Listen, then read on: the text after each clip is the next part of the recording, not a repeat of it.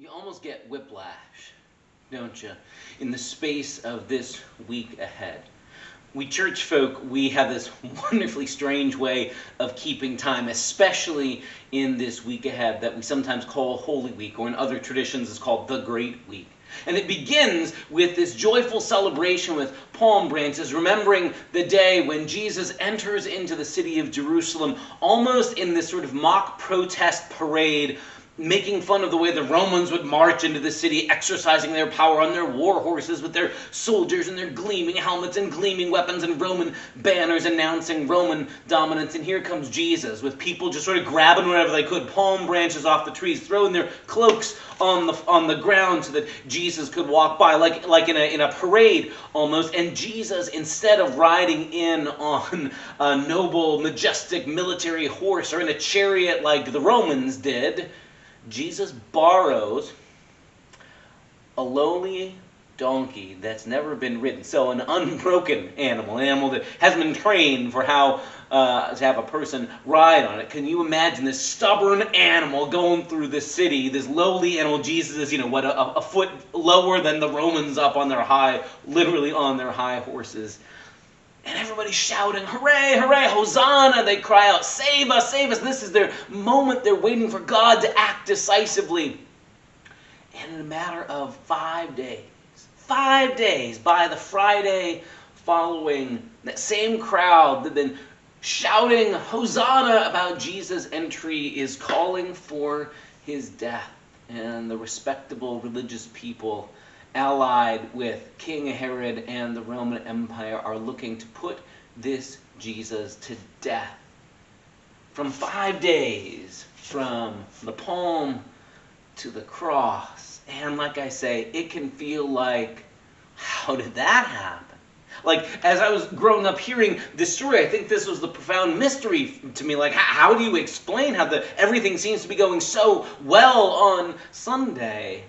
Except really, I think what makes sense of it is that it's not that there's been a bait and switch. It's not that Jesus is saying, hooray, let's take them all by force today on Sunday, and then Jesus changes his mind. All along, Jesus has embodied God's kind of reign, God's kind of kingdom, if you will, that looks like suffering love. And it's consistent. Jesus continues to embody that lowly way, that servant's way, the way of reigning and ruling through suffering, self-giving love, rather than domination, than empire, than conquest, and let's have a war, let's have a battle. Jesus has been clear about that. Everybody else has gotten swept up in the, hooray, something exciting is happening. They don't actually bother to listen to what Jesus has been saying all along. But what I would invite you to listen to this week, in whatever ways you have the chance, whether you gather with other Christians in worship, and we mark out these days in Holy Week and remember and retell the stories day by day, or in your own personal devotional life reading through the story, or even just this coming Sunday when we retell the whole story of the Passion of Jesus, from the palms on Palm Sunday all the way through the cross and the burial.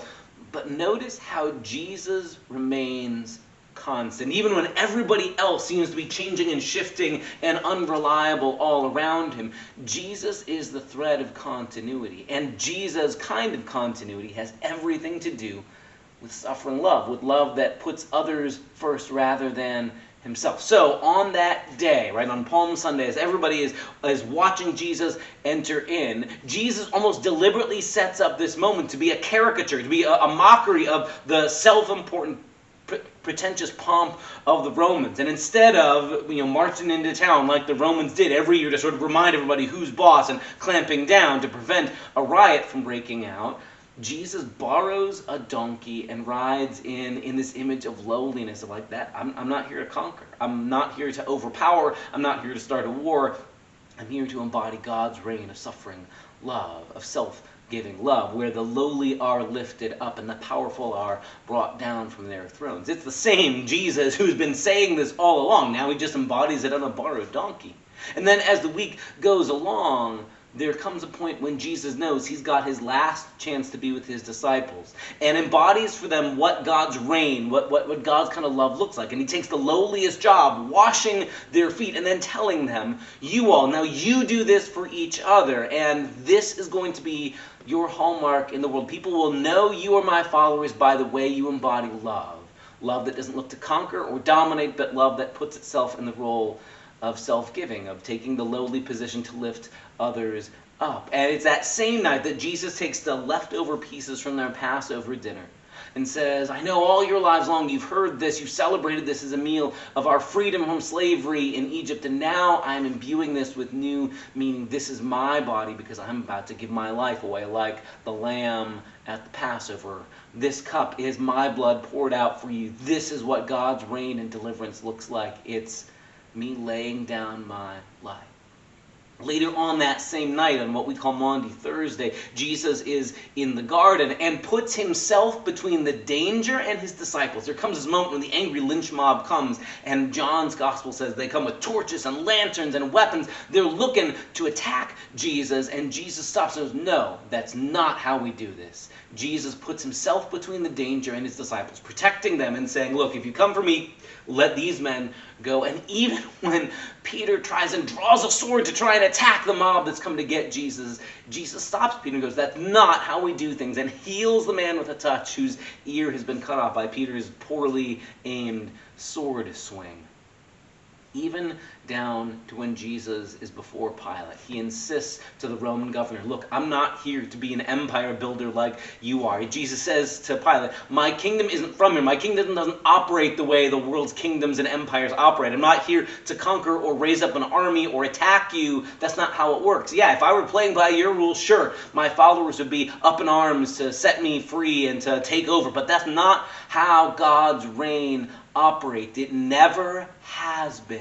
Jesus is the thread of continuity. It's everybody else who's confused about how God operates in the world and confuses God's reign, God's kingdom with the empires and armies of world history.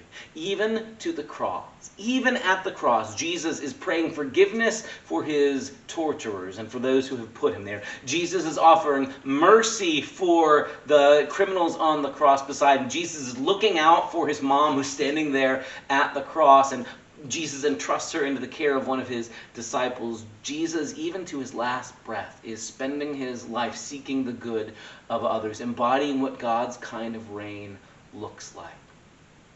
When we get to the end of the story of Jesus' death and burial, this year we're going to hear this curious little detail too, that Matthew adds that none of the other gospel writers note. And it just sort of hangs there until, well, you know what'll happen. Matthew notes, after Jesus is buried and his body is put in this tomb, the Romans put up a seal, an official imperial seal on the tomb, making it an illegal offense to break open the tomb.